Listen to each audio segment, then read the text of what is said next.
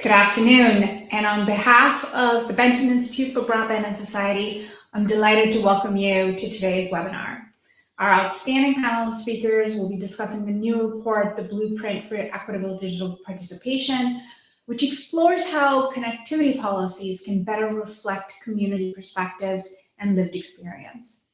As a qualitative researcher, I'm also especially pleased that today's conversation highlights the real value of qualitative research in bringing nuance to policy debates and helping us understand not just whether policies are achieving their intended goals, but how they're actually experienced by the people who they're meant to serve. With that, I'm pleased to introduce and hand over the reins to Dr. Caroline Stratton, Benton's Research Director, who will be moderating today's discussion. Caroline? Thanks, Dr. Prasad. I'm Caroline Stratton, Research Director of the Benton Institute for Broadband and Society, and our discussion today is going to be centered around this new paper, The Blueprint for Equitable Digital Participation. It's a project developed by Public Knowledge, Unidos US, and the National Digital Inclusion Alliance. And it's notable because it centers the voices of low to middle income households across the nation in policy proposals for equitably closing the digital divide. I'm excited to be your moderator, and before we begin the conversation, we're first going to hear from Gina Cooper-Benjamin of the National Digital Inclusion Alliance, and we'll have a brief presentation about the paper itself. So welcome, Gina. Hi, Caroline. Thank you. Good afternoon, everyone. To kick off my remarks, I want to share a powerful quote from the Blueprint that strikes at the heart of why we're all here today. Begin quote. In my neighborhood, and a lot of it through Denver Housing Authority that I'm involved with, there's a big need for more training on devices, on how to even start them and use them and wake them up, and also cautionary things like how to avoid phishing scams. Basically, education and access to devices. End quote. At NDIA, that is exactly what we believe. Our mission to support community programs and equip policymakers to act is rooted in the conviction that everyone deserves access to affordable internet, reliable devices, and the critical digital skills needed to thrive in today's digital world. At our core, we believe everyone should be able to safely access the digital world in a way that is meaningful to them. I want to extend a massive thank you to Dr. Elisa Valentin, Claudia Ruiz, and the entire team for the years of work they put into the Blueprint for Equitable Digital Participation. This blueprint fills in an urgent gap in research by doing something rare. It directly centers the lived experiences and strategic wisdom of people on the ground.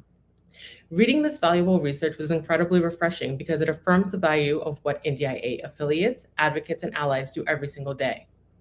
We know that a whole government approach is what it takes to truly address the digital divide. And in the wake of the federal government stepping back with the lapse of programs like ACP and loss of Digital Equity Act programs, we are seeing amazing innovation from our city and state governments and grassroots leaders. We understand that the physical wires and affordable plans that get us online and the human infrastructure that powers communities are both vital.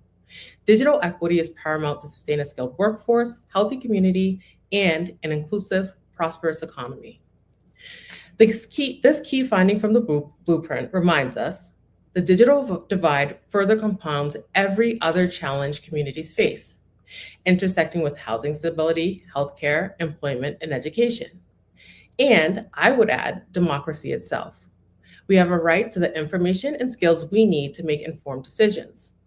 To community members, share this blueprint and use it to advocate for the resources you deserve. Policymakers, use this tool to remember what we mean when we say digital equity and digital opportunity for all. Funders, get to know digital inclusion programs and advocates. Invest heavily in grassroots ecosystems. Let's keep building. Thank you and congratulations to Elisa and Claudia. Thanks, Gina.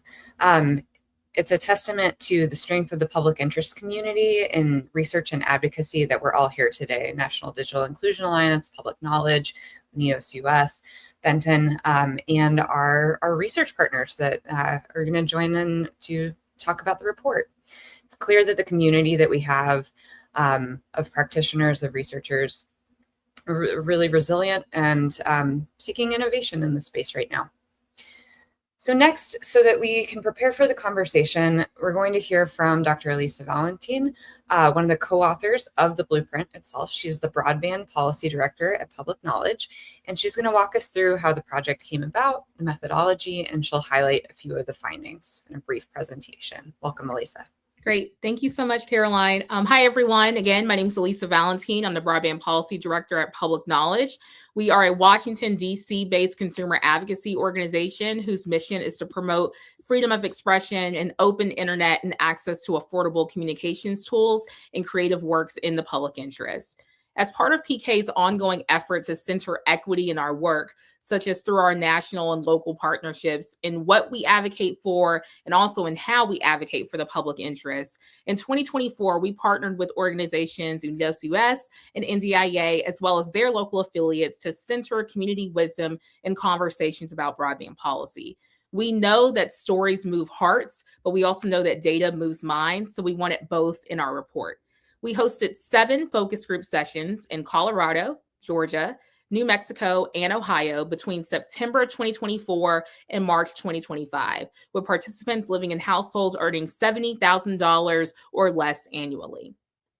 Following the focus groups, we conducted a nationwide survey in April 2025 to capture the challenges low and middle income households face around broadband access, broadband affordability, and broadband adoption. We understand that federal policymaking in Washington continues to operate largely through networks of access and influence and well-resourced interests, networks that really reinforce existing power structures and keep stale and accurate narratives about broadband alive. And in our opinion, that misdirects resources away from the people they are meant to serve. As a result, the authentic voices of low and middle income consumers are erased, or they're challenged, or they're dismissed. And we wanted to change that, particularly given the moment that we're in. It's a moment of sweeping policy reversals, and as support is being stripped away from our most vulnerable communities, and the language of waste, fraud, and abuse is being weaponized to justify harmful cuts, all while those in power use their positions to benefit themselves and their billionaire friends. It is more clear than ever that we are living in an era that's shaped by the politics of deservingness. So we set out to build recommendations that pass the kitchen table test. And the result is the blueprint for equitable digital participation, which confronts systemic exclusion by centering the community wisdom of the people most impacted by the digital divide. We wanted to embrace common sense approaches, but we also wanted to push ourselves to imagine something bolder and something better that really helps us to have a more just digital future. So in our report, affordability emerged as a central challenge throughout focus group discussions, with participants consistently noting that cost is a significant ongoing barrier to broadband adoption.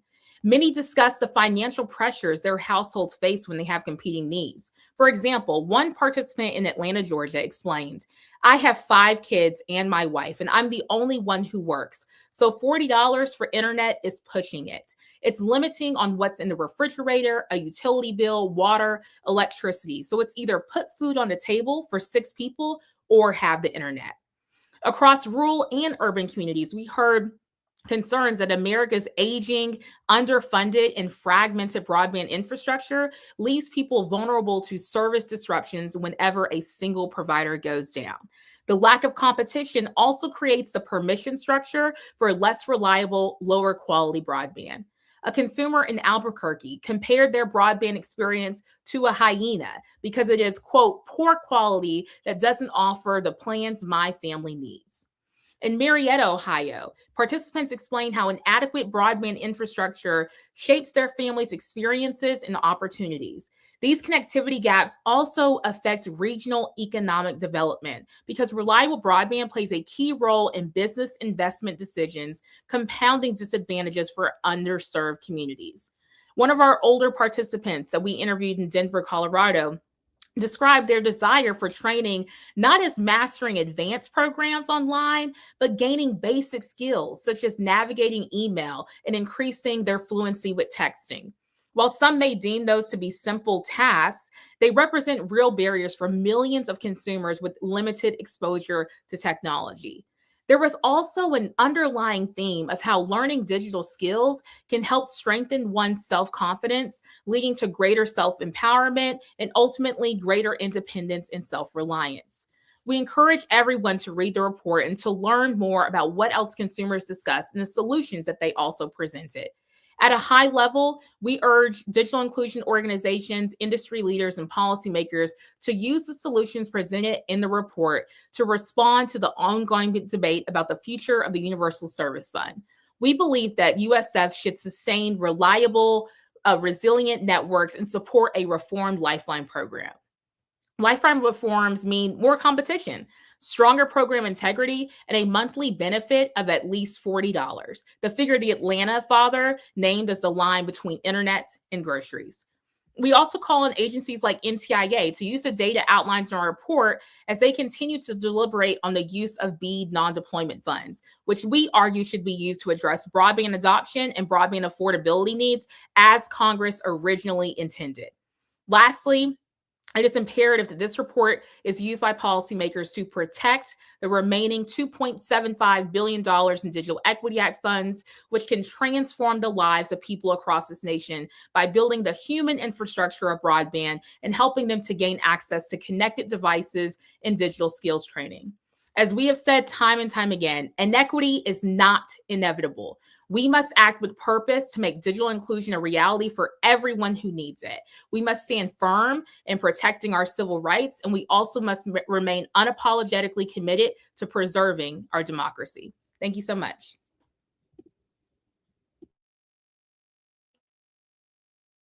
Thanks, Elisa. That gives us a great foundation for today's panel conversation. So we're joined by guests who have done extensive research about broadband and digital inclusion. And during the conversation, I'm excited to hear their insights about the blueprint, as well as key challenges and opportunities that exist to improve the experiences of those who are living on the wrong side of the digital divide. I'm going to introduce our panelists in terms of their names, titles, and organizations. But while we go around the room, I'm going to ask the panelists to tell us a bit about their work. And I'm going to pair this with some inspiration from the blueprint. So participants in focus groups in the study were asked to describe their experiences using the internet by describing them as a particular animal. So I'm going to use that question and add a bit of a spin to it and ask them what animal they would use to describe the state of broadband policy right now. So I'll begin by introducing one of the co-authors of the report, Claudia Ruiz, who is Senior Civil Rights Policy Advisor at Unidos US. Welcome, Claudia. Hey, good morning or good afternoon. I'm on the West Coast, so good morning to those of you out here. My name is Claudia Ruiz. I'm the Senior Civil Rights Policy Advisor at Unidos US. Unidos US is the nation's largest Latino civil rights and advocacy organization. And there I manage a broad range of issues impacting civil rights and civil liberties, including voting rights, election protection, tech governance, and broadband connectivity issues. And in terms of, and I'll also just to say, I was also a co-author with Elisa, where we got to travel around the country, really hearing firsthand sort of all of these narratives and these stories and these lived experiences of exactly how folks on the wrong side of the digital divide are managing to cope in the face of ongoing pressure and mounting economic burdens. So really proud of the report that we have and really thankful to Benton and everyone and my panelists here to join us and discuss this report. And I'll just say quickly that I think the animal that comes to mind for me when thinking about the state of play, specifically with sort of digital equity and broadband policies, is a hummingbird. And I think about it, a hummingbird specifically because it's small and mighty. Its wings, right, generate a lot of power to the extent that they're almost invisible. Hummingbirds carry a lot of frenetic energy. And it also, hummingbirds tend to have to work very hard just to stay in place. And I feel like that's what the fight for digital equity really feels like right now, in the sense that there's a lot of urgency, there's a lot of energy and effort and momentum, but at the same time, it feels like the ground continues to shift beneath us. Thanks, Claudia. Next, I'd like to introduce Dr. Dominique Harrison. She's the founding principal of Equity Innovation Ventures. Welcome, Dominique. Good afternoon. Thank you so much. And bravo to Claudia and Dr. Elisa Valentin for producing a great report. I'm so happy to be here to chat about some of the things written in the report. I'd just like to share, I spent the last 15 years as an executive leader and expert in responsible innovation in public policy. So primarily focused on the equitable design, deployment, use, and governance of emerging technologies like AI, broadband, and issues as it relates to privacy. Currently, I'm working independent with organizations, advising them on how to build responsible, inclusive approaches to emerging technologies.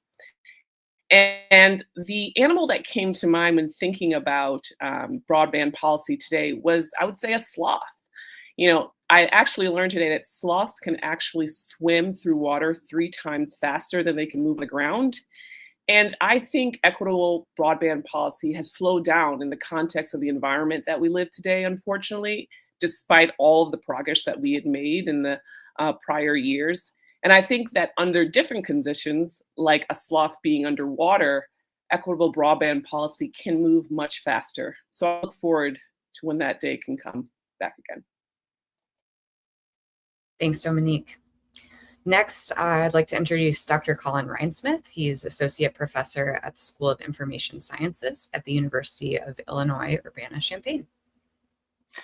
Thank you so much, Caroline. And it's really wonderful to be here to help celebrate this fantastic publication. As you heard, I'm an associate professor in the School of Information Sciences at the University of Illinois, Urbana-Champaign. I'm also the director of the Digital Equity Action Research Lab and author of a new book titled Digital Equity Ecosystems: How Community Coalitions Reduce Inequality and Strengthen Democracy. And I have to say that the report that we're celebrating today definitely reflects, many, many stories that I heard of coalitions doing this work across the country, digital equity coalitions, and the stories in the report, hearing the voices of individuals and their everyday experiences with technology are so important when we're talking about digital equity and broadband policy. So, and in terms of animals, right now I'm actually, I'm trying to keep this hopeful. So I'm thinking a lot about the animals that mean the most to tribal communities that hopefully will be receiving funding through NTIA's Tribal Broadband Connectivity Program. And these grants are particularly exciting because they support, or hopefully will support, broadband adoption and use, as well as broadband infrastructure. And with tribal communities being some of the least connected in the US, I'm hopeful that at least tribal broadband policy will help to address this issue. Thanks, Colin. And finally, I'd like to welcome Dr. Bibi Reisdorf. She's a professor at the Department of Communication Studies at the University of North Carolina at Charlotte. Thank you so much, Caroline. And it's such a pleasure to be here. And I want to echo everyone else's words. The report is fantastic. I'm really honored to be part of this panel today. I've been researching digital inequalities for the last 2 decades, and a lot of what we're seeing in this report, like Colin said, has been echoed in my experiences as well, talking with people. I focused mostly on marginalized communities. So I've been working with low-income folks in urban areas. I've been working with criminal legal impacted people. And most recently, I'm also working on a project in rural Western North Carolina. And so all of those experiences are quite diverse and quite different, but they have this common thread that we're seeing in the report as well. And you'll quickly spot the German on the panel because I took a very pessimistic approach to the animal that describes broadband policy right now. I took the right now very literally. And so for me, it's a star-nosed mole. I don't know if you've seen them. If not, you should Google them. They're quite ugly and very short-sighted. And so that's kind of what we're seeing come out of the federal policymaker space for broadband policy right now. So that's why that came to mind. Thanks, Bibi. So glad to have all of y'all here. Claudia, I wanted to start with you. So I know that in promoting the paper, you've been sharing it in a lot of different venues, and you've been on Tech Policy Press podcast recently, where you described the project as one that's intentionally grounded in a democratic process, that to do the research, you left Washington, D.C. You wanted to center the voices of people who are impacted by the digital divide outside of the center of policymaking. And so could you speak to why you've described the project approach that way, and how this aligns with the historic civil rights work that Unidos US does. Yeah, thank you for that, Caroline. And actually, I might start by picking up on what Dr. Reisdorf was just saying in terms of short-sightedness. And I think that one of a reason why you could aptly describe the state of digital equity policy as short-sighted is because we have a history and a legacy of not actually including impacted communities in sort of at the ground level in the design of any kind of policies or programs. That actually are meant to support the universal digital inclusion. And so that's why when I say that this project was born out of or even grounded in adherence to the democratic process, I really meant that literally. Because again, like you kind of mentioned, Caroline, too often in policy work, centering community voices, it becomes something that's thought of after the fact, right? A lot of the time, policy proposals or ideas get written in sort of the White Castles on a mountain in DC, and then a listening tour, a community listening tour is bolted on the back end of it in order to quote unquote validate it. And I think Elisa and I specifically wanted to do something intentionally very different. And we wanted to start this whole process and this project by actually leaving DC. And so what we really looked to do was actually drawing people out from their living rooms, inviting them to have their talks that they would normally have at their kitchen table, to have them with us and with their neighbors and their community members at local community centers or even at community colleges. So really kind of embodying this idea of meeting people where they are and making sure that we let those insights and what they had to share and what they were living and experiencing, make sure that that was what was actually the foundation of any kind of framework. And so that's why I say that this approach isn't just one of methodology. It's not just good methodology. I think it's quite literally democracy at work. And I say that because I think the democratic process's effectiveness should be defined by whether or not people who live with the consequences of a policy actually have a real hand in shaping it. And so when Elisa and I surface insights directly from consumers who are living on the wrong side of the digital divide, we weren't really just collecting data. We weren't even just collecting anecdotes. What we were doing is actually practicing the very thing that we're ultimately advocating for at sort of a very high level, which is the idea that the people closest to harm or a negative impact because of a policy or a program should actually be the ones in closest proximity to be able to communicate that and voice that to the powers that be. And so that connects also to something else that I think that a lot of us tend to take for granted, as we tend to kind of be silos sometimes in the tech and telecom space. And that's this idea that broadband and even the internet and connectivity aren't just merely tools anymore. They're not just tools that actually help us function better. They're not even tools that help democracy function better.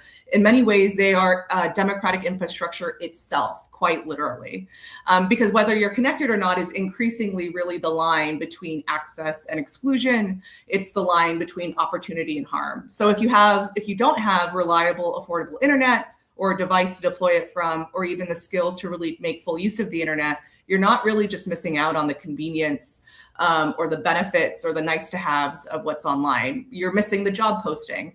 You're missing the telehealth appointment, the school portal, the news about your city council meeting, or even the ability to find out if there's a hearing on a policy that actually impacts you or really matters to you. And so framed that way, there's really a direct through line from connectivity to information, to civic engagement, to mobilization, and then ultimately influence and power. And so with that frame, you can see how it's easy to see what we're talking about is not just a good, it's not a luxury good, it's not a nice to have. We're talking about literal infrastructure, and we should start treating it, defending it exactly the way that we would defend our right to vote. So at Unidos, for us, this is a continuation, not a departure. Our civil rights work has always started from the premise that you don't get to design solutions for a community without the community in the room, right? It's like the old saying of nothing about us without us, or if you don't have a seat at the table, chances are you're probably on the menu, right? And so that's true whether we're talking about economic policy, whether we're talking about immigration policy, education, or even definitely broadband. And I think this blueprint, our report, really just makes that principle explicit in this space, in the telecom space, where too often it's really kind of treated as a technical engineering side of quirk rather than an actual issue related to civil rights and democracy writ large. Thank you so much. For our panelists who are eager readers of this report, this work draws on the body of work of Ruha Benjamin, and particularly how we're experiencing a battle of imaginations where we've got competing visions about how we should build a shared future. So I'd like to hear from you all in your own work about, what happens when the people most impacted by broadband policy are excluded from shaping that shared policy future, and how that impacts us as a collective. Colin, I'm turning it to you first. Yeah, I mean, this is a really important issue that the report takes head on, right? And I think that what we have, one example that we can look to when we don't include people most impacted by digital inequities and social injustices are examples like digital discrimination. And, it's not surprising that digital discrimination, which became a very important issue during the last administration that the FCC took on and actually did go across the country and visited with many communities to more deeply understand the impacts of digital discrimination. Of course, that has now been attacked with a new administration. And, I think that's very unfortunate, right? And that I think the FCC's digital discrimination proceeding was exciting for many of us to see what is possible when communities are centered in broadband policy. And unfortunately, we can now see what happens on the other side of that when communities are not centered. It's a direct attack on, as Claudia was saying, democracy itself and direct, sort of democratic participation. So, I think, again, to center this report, this is another opportunity to remind policymakers in particular, but the general public about living in a representative democracy. We all must have a voice. And when we're particularly in the digital inequity conversation, we need to make sure that communities who are most harmed by harmful policies are recentered in the discussion. And we see that, and just to wrap up, I mean, the examples at the end of each case studies where we see the voices around affordability subsidies, infrastructure investment, education, and digital skills are great examples of hearing from people in their own voices and in their own words in this report that I think we can all learn from. Thanks. Dominique, what does this bring up for you about communities that are distant from policymaking? Yeah, what I would say is that, when the people most impacted by broadband policies are excluded from shaping them, we end up with a future imagined by a relatively small group of people whose experiences don't reflect the diversity of this country. It narrows our collective imagination about what's possible and who gets to shape and build that future. And I think that what this report highlights is that communities understand barriers that data alone can't capture. And they know whether broadband is actually affordable after hidden fees, whether digital skills training is culturally relevant, whether devices meet the needs of multi-generational households, or whether infrastructure investments are reaching the neighborhoods that have historically been overlooked. But if those lived experiences aren't reflected in policymaking, we risk investing billions of dollars for solutions that don't fully solve the problem. And that's why I think this report is so important, because it emphasizes that equitable digital participation is more about than expanding broadband. It's about expanding who has the power to define the future. And whomever imagines the solution ultimately determines what kind of future becomes accessible and possible for all.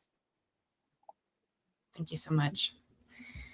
Bibi, last and not least. Thank you. Yes, and thank you to all those amazing remarks that I fully agree with. And I would go even a step further. It's not even just that we're leaving out voices and we're potentially investing in the wrong spaces. We're also potentially making things worse. So I'm always reminded of the work that I've been doing with formerly incarcerated people who are not at any table and who have everything decided for them during incarceration, post-incarceration, during parole, during probation. And so when we see those kinds of communities with very little support, especially from the federal level right now, and not being heard, that means that especially, for this population that I've been working with, when they come out and they have been given no tools, no support to actually thrive in this digital society.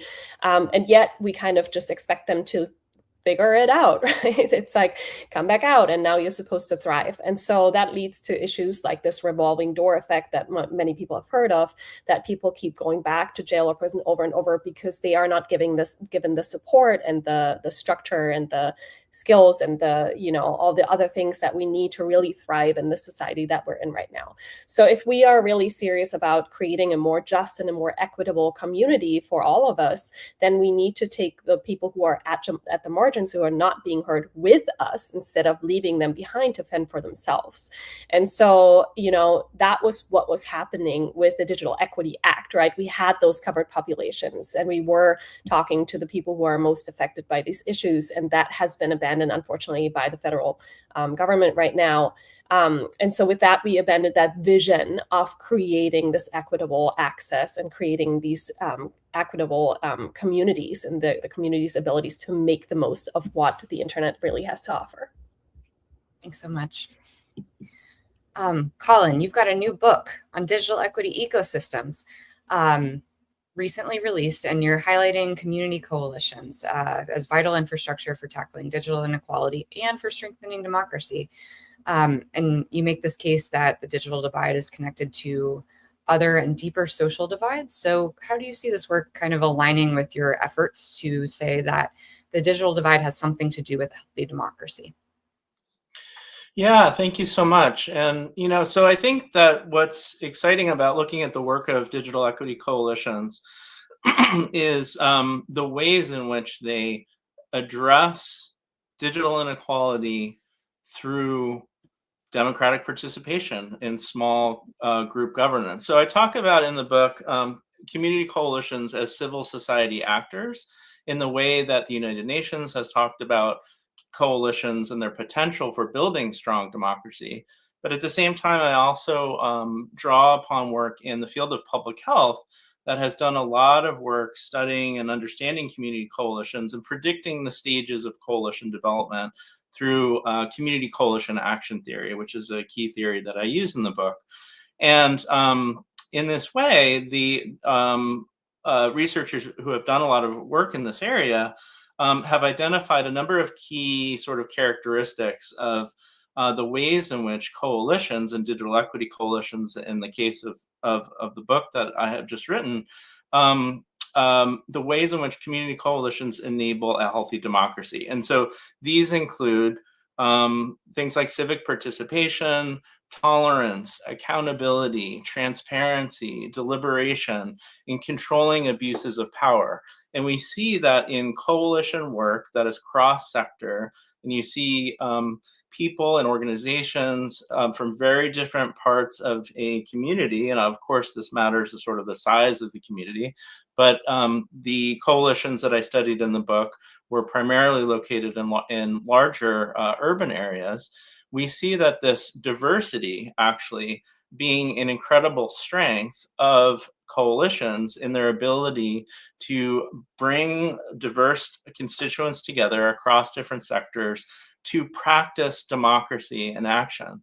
And so, so I argue that, healthy digital equity ecosystems not only rely on the energy of coalitions, or what I refer to as sort of the people power, or as the champions that we know in the digital equity space of doing this work, but also, again, the diversity of coalition members that bring their unique assets to digital equity work. And so ultimately, when these community coalitions are at their best, what I talk about and the examples I provide in the book really do show what's possible at the local level to promote a healthy democratic society more broadly. And so, really, it's also what is so important about the Blueprint report is, I think coupling together, allowing communities to be a part of these coalitions, meaning individual community members alongside organizations, that's really where the movement building begins, and the sort of community capacity building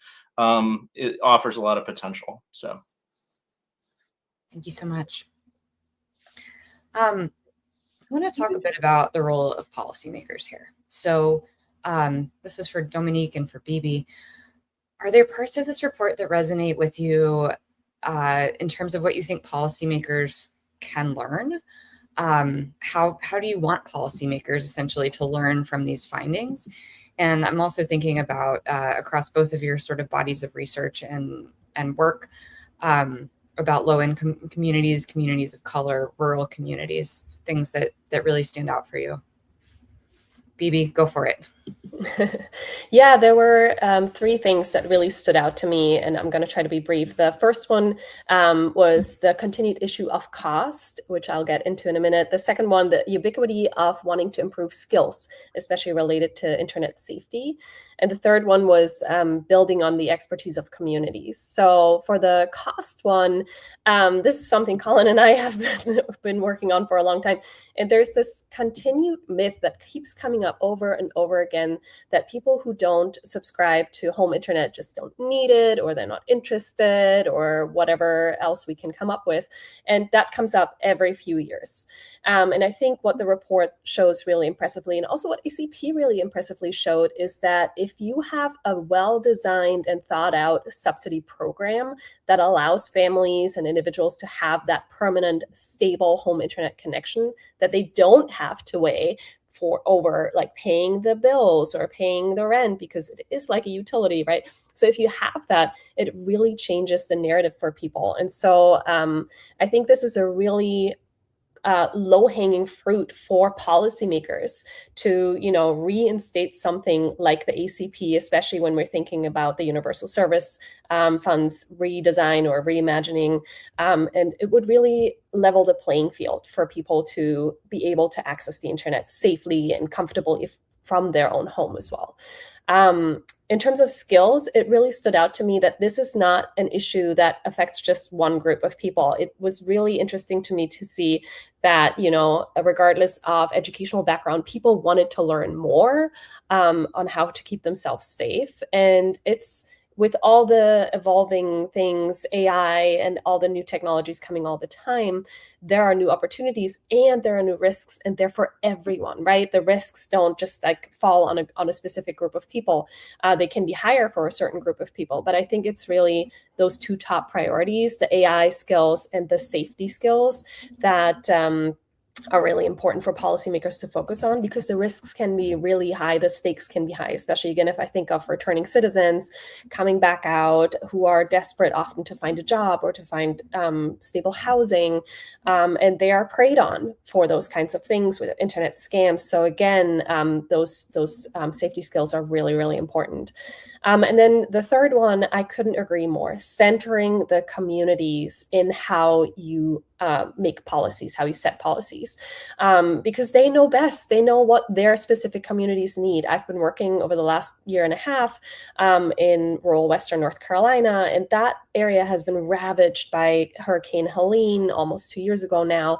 And these communities are very tight-knit, and they're also very resourceful. That doesn't mean they don't need some assistance in terms of financial support to rebuild lost infrastructure, but they are the ones who know best what should happen, where it should happen, how it should be implemented. So I think policymakers really need to understand that they don't need to come in and micromanage everything, whether that be on the federal level or the state level, but that they should really trust their communities, that they know best what is needs to be done and how we should best do it. Yeah, so there are two things I'd say. One is that one of the sections that truly resonated with me was the section on how structural barriers shape digital participation. And a quote that I grabbed from the report was by Tressie McMillan Cottom. And that person says that nothing about the future of this country can be resolved unless it is first resolved in the South. And I thought that point was so right on, and one that highlights an essential theme that I've written about in a report I worked on while at the Joint Center called Expanding Broadband in the Black Rural South. I think it's important to focus on the South because the South tells us the truth about the challenges we're trying to solve. The region sits at the intersection of the many inequities that broadband policy is intended to address. It has some of the highest concentrations of persistent poverty, the largest share of Black communities in the country, significant rural populations, tribal communities, and regions that have experienced decades of underinvestment in critical infrastructures. And those realities make the South a place where digital inequities are often more visible.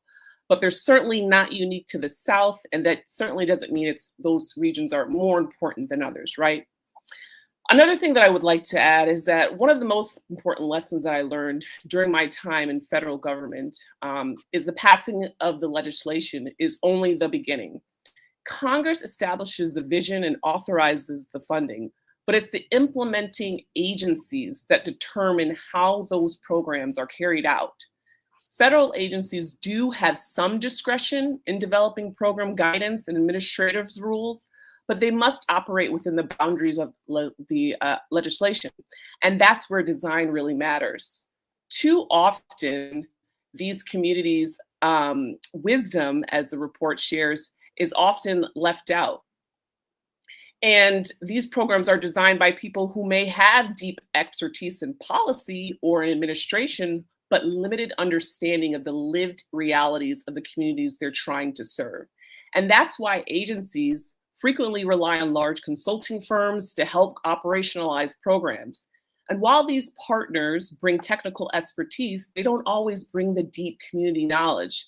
And the result is that seemingly small policy decisions can have enormous consequences for whether a program actually solves the problem that it was created to address. So I'll give you an example. As the former director of the Office of Minority Broadband Initiatives at NTIA, I oversaw the Connecting Minority Communities pilot program, which invested in HBCUs, tribal colleges and universities, and other minority-serving institutions to strengthen their broadband infrastructure, increase cybersecurity capacity, but also to develop workforce development opportunities. As institutions began implementing their projects, I learned something that may not have been fully visible during the program's design. Many campuses had broadband infrastructure that was decades old. And before they could deploy new Wi-Fi with the funding that was given or improve their connectivity, they first needed to rewire portions of their network, which also meant digging and providing construction on campuses. However, one of the program's rules prohibited grant funds from being used for construction activities, including the infrastructure work necessary to modernize those networks. And as a result, some institutions had to scale back their ambitions and use funds primarily for maintenance rather than transformational upgrades for their campuses that they actually need. And that example really resonated with me when I read this report, because one of its findings is that equity-centered infrastructure deployment, maintenance, and upgrades are essential to ensure that low-income communities consistently experience quality broadband service. And to me, that's exactly the lesson. If we want policy to produce equitable outcomes, equity can't simply be an aspiration or a guiding principle. It has to be embedded in the program's design, eligibility requirements, funding rules, and implementation guidance. Otherwise, even well-intentioned investments can fall short because the parameters of the program don't reflect the realities on the ground or the community's wisdom. And that's why people closest to the problem have to be involved from the beginning. They don't just help identify the need, they help define the conditions required for a solution to actually work. Thanks so much. Claudia, the panelists have highlighted here that affordability and skills are really important focuses of the report. And I want to talk about some recent arguments of your organization, others in the public interest community, about ways in which fraud, waste, and abuse, this phrase, keeps becoming weaponized against federal programs that are designed to serve low-income people. What are the implications for broadband policies? And Elisa, many minutes ago, mentioned universal service reform. So in that context too, how is this fraud, waste, and abuse narrative coming up, and how are you countering it? Yeah, I think unfortunately we don't have to look very far to see how these false narratives and justifications are already being weaponized to cause serious damage and serious harm. So, to begin with, FCC Chairman Carr has already been using this narrative as a rationale for a top-bottom review of E-Rate, right? A program that has connected schools and libraries for over 30 years. with the FCC even now kind of, right, because of that foundation of waste, fraud, and abuse, right? Now the FCC is asking the public whether the program should even continue at all, right? And whether it should continue to exist. Meanwhile, over at NTIA, right, the same frame and the same false claims have been used to justify withholding BEAD non-deployment funds, right, that states are otherwise statutorily owed. It's also being used to rewrite a lot of the programmatic rules well outside of what Congress authorized, right, in the bipartisan infrastructure law that authorized those programs. And finally, it was also the justification to be used to unilaterally and unlawfully cancel the Digital Equity Act altogether. Now, these are all kind of bits and pieces that are happening across the sort of telecom space, but we know that this justification is also sort of a linchpin in the ongoing playbook that this current administration is using to justify extreme executive overreach, right, across agencies and even toward weaponizing it against the states.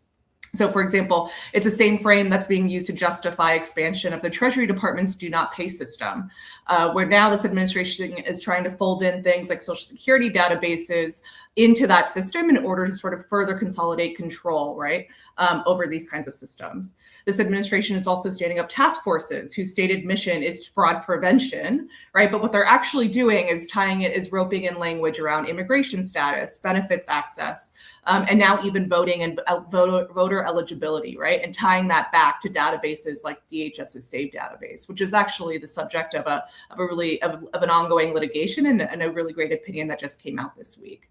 And so in every one of these cases, right, whether it's E-rate, whether it's BEAD, whether it's Digital Equity Act, whether it's the do not pay system, the pattern here is really the same, right? First, you start with fraud. You just name fraud first, right, without even ever having to demonstrate it, right? And then that burden of proof, right, of having to prove that there is no fraud, right, having to prove a negative, quietly shifts onto the programs and the very people who rely on it, right? And instead of that burden of proof having to stay actually on the people claiming it, it's actually being shifted over to the folks that are already struggling day to day to keep up with sort of daily life, daily expenses, and even sort of trying to even protect and exercise their own rights.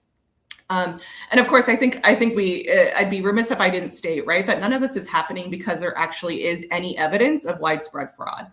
It's happening because fraud is a label that allows any administration in power to build infrastructure its own way, right? Decide who gets to be a part of that infrastructure, who has a say in it, and then ultimately through that process also consolidate authority and concentrate power without having to ask Congress, without having to have to go through APA rulemaking, and even being able to do all of that in the face of any checks and balances that are supposed to ensure oversight and accountability. And so that's why, right, sort of my earlier remarks around democracy and this whole exercise being sort of an exercise of the democratic process itself, I think really rings true in this moment, right, more than ever.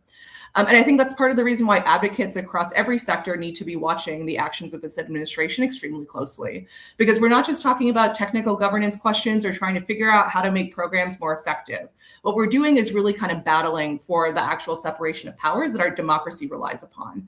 And the reality is that this is also not neutral, right, and who it is affecting first and foremost. These kinds of moves, these kind of power grabs, they consistently land hardest on the same communities. Low-income households, communities of color, immigrant communities, rural communities, right? The very same people that are blueprint centers and who we interviewed and engaged with in order to develop this framework. Now, against all this entire backdrop, right, USF reform, conversations around USF reform are happening in exactly this climate. So if we permit sort of this false claim of waste, fraud, and abuse to sort of set the terms of any conversation we have around USF reform, right? If the same way in which we've let it kind of poison discussions around E-rate and BEAD, or even the ways that it's been able to be weaponized and poison and erode our voting rights, expand surveillance of our communities, even being used to justify the targeting of political opponents, right? We're not going to be able to have a good conversation about how to reimagine a universal service fund that actually works, right, in the way that we need it to. So we need to start, rather, if we actually allow sort of this false frame of waste, fraud, and abuse to sort of be our starting point for these conversations, right, what we're going to get is justifications for gutting it and for concentrating decision-making about who actually gets connected into fewer, less accountable hands.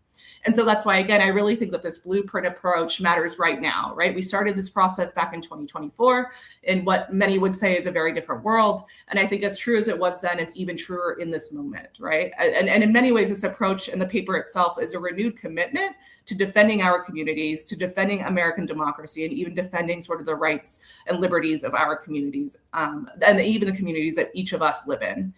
And so I think it's also worth naming sort of just, quickly that control over broadband and communications infrastructure is also sort of a key feature of and a core cause and effect of actually this playbook. It's a core piece, right? It's a core piece of making sure that whoever controls the channel is ultimately who also gets to control and decide who gets to be heard. And so insisting that policies get built for and by the very people that it affects through channels that are transparent, that are inclusive, that are accountable, right? That sort of process and a commitment to that sort of structure or that vision is a rejection of any kind of anti-democratic playbook. And it really is a double down on protecting the individual rights and freedoms of people living in this country. Thank you so much. I'm going to ask you all a final question before I look to see if we've got questions from our audience on YouTube. How does the blueprint leave you feeling right now about this moment and our work in addressing the digital divide? Do you feel hopeful? Do you feel concerned? Do you feel a mix of both? Are you feeling like are you with the very short-sighted animal, BB, the very particular type of mole you mentioned? I'm going to start with you. Against all odds, I'm actually feeling hopeful. So the report really highlighted a lot of those really important issues. And the beauty of it is that, and Colin can speak to this better than I do, but I have some experience with coalitions and I'm involved in some coalition work. And we know the people who are doing this work, and they are great people and they're really invested in this issue. And we've been here before. We've been at this place where there is no funding, right? No federal funding, and people kind of have to figure it out. And I also want to, my last words, I'm stealing from Angela Siefer, the executive director of the National Digital Inclusion Alliance, who at the last Net Inclusion said, resist, dream, do. And that's exactly what communities are doing and what coalitions are doing. And so I am feeling hopeful that we won't get out of this unscathed, but we will work our way out of this somehow. Dominique, how are you feeling? Yeah, I'm feeling the same way. I'm feeling hopeful. And I think that despite the setbacks to derail the progress, the investments, the programs that support digital equity, that this moment will not last long. I think what we've seen in the report is that we've got the data, we've got the information, and we also have the advocacy and the coalitions, as BB and Colin have spoken about. And now what I think is that we write the prescription, we write the playbook for what needs to happen in 2028. And I look forward to that time where I think and I feel as though we'll really get back to where we need to be in order to solve the challenge of closing the digital divide, based upon the great work that has been done in the prior years. Colin, how are you feeling? So I'm still feeling hopeful. And I'm hopeful because this blueprint exists, right? And just to echo what others have said, I mean, broadband policy or not, like I think a lot of us who are in this work are doing this because we have an opportunity to work with communities alongside them to, improve local situations. And I think that the blueprint, one thing I'm excited about in terms of the recommendations is that, the blueprint suggests that multiple stakeholders must work together, right, to address the digital divide. And, I agree that community coalitions are the way to start larger, broader social movements for change. And I think that if we look at it in this way, and we look at the report and the blueprint in this way, it leaves us a lot to be hopeful with at a time of great concern. Claudia, you get the last word on the feeling or the mood of this moment. I guess I have to say that I'm proud. I'm very proud, first of all, to be able to have completed and published the report. But I'm even more proud that the sort of thought leaders that we have here, that really kind of committed academics who really understand these issues in ways that I only can hope that I can. I'm really proud of the fact that it resonates with you all first and foremost, and I'm really grateful for your guys' not only reading it, it is kind of long, but also for being willing to discuss it here and today. But what I would say is I'm also proud because of what the time and what I saw and the energy and the insights and the wisdom that I saw in each and every one of the rooms where we hosted those focus groups was something that made me very proud to be a part of this community, to be to be an American, and to really kind of see sort of the ways in which individuals really come to life when you give them an opportunity to demonstrate agency and to sort of demonstrate self-direction. And so I think pride is just really kind of overall what I'm feeling right now. I think especially as we head into sort of a midterm election year for sure. Thank you so much. I am looking to see if YouTube watchers are submitting comments. We've got some positive feedback about the approach for certain. I'm thrilled to see. We'll be left to my improvised questions if we don't hear from YouTube commenters. So I'm going to, oh, here we go. All right, somebody has saved you from mine. We have this question about instances of localized subsidy programs, so affordability. And this question mentions service, so I'm thinking about broadband service, but feel free to bring devices into the mix here too, where coalitions have been involved. Any sparks, examples? I want to ask Bibi this question because you've done more recent research than I have on my, but I'm happy to share what I found during my book as well. There are conversations on it. I think the tricky part is, where does the money come from, right? So we are unfortunately in a place right now where money is tight for everyone. So it's not just digital equity programs or digital opportunity programs. It's everything, right? Everything's strapped for money. And so I know there are policy proposals out there, certainly here in North Carolina. Whether there is actual money to make this happen is a different question, but there are certainly there's a push towards those kinds of programs. Yeah. I just wanted to add that one of the great things about the CMC program is that it allowed the communities to design the programs in which were important for their institutions, but also the surrounding areas. And one benefit of that was that those institutions worked with a number of community partners to develop these kind of larger coalitions to address, whatever issues were important to those institutions. But they were also able to give out subsidies to specific impacted communities in order to pay for broadband services for a year or two. That came from large telecom companies in terms of providing this service, but they were also able to negotiate specific kinds of rates.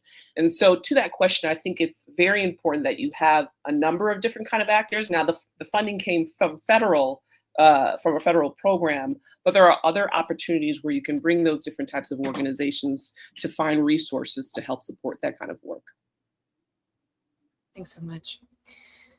We got a question about practicing these sorts of skills and tactics of being very close to the community when it comes to discovering policy problems, describing policy problems, and also thinking of solutions. Comment about this at the state level, the level that a lot of us have seen policy work turn towards because we perceive there might be more possibilities there right now. Well, one thing I can jump in on quickly is one of the things that I learned about in the research for my book is that some state broadband and digital equity offices actually turned to local coalitions that were exemplars in their regions because of the trust that they had built in working with local community members in terms of the effectiveness of their organizing and community capacity building that I talk about in my book. That actually states said, we need your help, right? And we need your help if we're going to implement statewide policies. And so what I saw in a couple of states and a couple of examples is this, essentially that coalition served as the interface between individual community members and state broadband offices. And again, that's the power of the coalitions. And I think that's probably one example that first comes to my mind.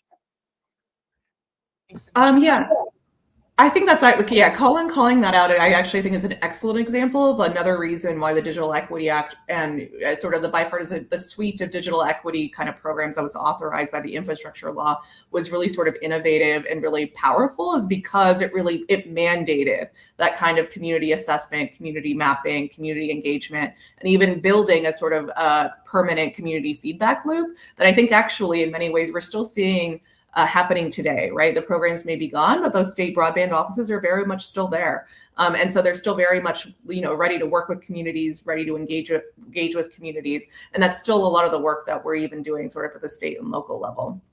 I might say that, something else, and from an Unidos US perspective, that we call for is specifically when it comes to sort of novel governance models for emerging technologies, including like AI, is making sure that as much as we're innovating, right, in terms of the tools and the technologies we have, we should also be innovating in the ways that we can build novel democratic mechanisms to ensure that permanent feedback, right? Because it shouldn't be that Elisa and I have to go in and right across the country and interview people ourselves. It shouldn't have to be that Colin or Bibi, right, or Dominique have to do this right through their own academic research. This should actually be built into the sort of function of state and local governments already.